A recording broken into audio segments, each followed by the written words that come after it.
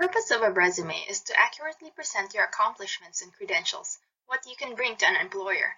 It immediately relates your suitability to the employer's needs and creates a desire to meet you personally to find out more about you in the form of an interview. There are two main types of resumes. The first and most widely used, and reportedly the one most employers prefer, is the chronological format. That is, your work experiences are listed in reverse chronological order. Most job applicants with less than 5 years of experience tend to use a chronological resume. Employers like this type of resume because it clearly shows an applicant's progress through his or her education and career. Functional resumes are often used by professionals with significant work experience, or those who have changed careers or switched industries. Functional resumes start with a summary of skills and abilities relevant to the job posting, and the work experience section is also organized to highlight the skills the target job requires. A third type combines the features of the chronological and functional resumes. It includes a skills summary section, but lists the work experience in reverse chronological order.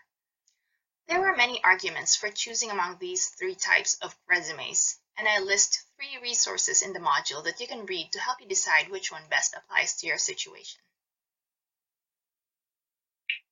A resume is generally only 1 page long.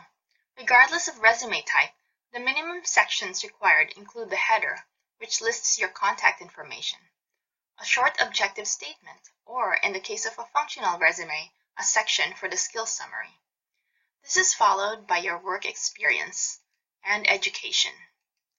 You may also include additional information that might be helpful, such as volunteer or community involvement and notable awards and achievements. Let's talk about each of these sections. The header section contains your name in big, bold letters, followed by your contact information. Your address should be in USPS standard format with commas separating the lines, your phone number, and your email address, and make sure it's a professional sounding email address.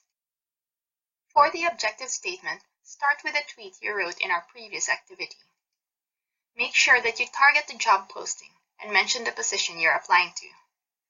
State what you can do for the company, even if it's an internship where your primary motive is to gain experience. And lastly, if you're adding a skills summary, you can use a bulleted list or a short paragraph. Don't merely provide a generic list of skills. You must tell a story and put the skills in context. For the work experience section, indicate the position, company name and location, and the dates of employment. Describe your job responsibilities, and use the action words you've developed from our previous activity to highlight your accomplishments and the problems you solved. For the education section, list your degree major and expected date of graduation along with your college information.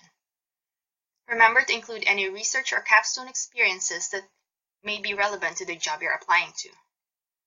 Also include some study abroad or other unique experiences that you've had throughout your college career. Some companies may require that you list your GPA in this section. Just check the job posting to see if you're required to do so. Lastly, you may want to include some information about your leadership role in organizations, some awards that you've received, or any certifications in software or other relevant training to your position. This concludes my short introduction to resumes. Remember to quickly review the articles listed below, then go on to the visual design page for some guidelines on visual presentation.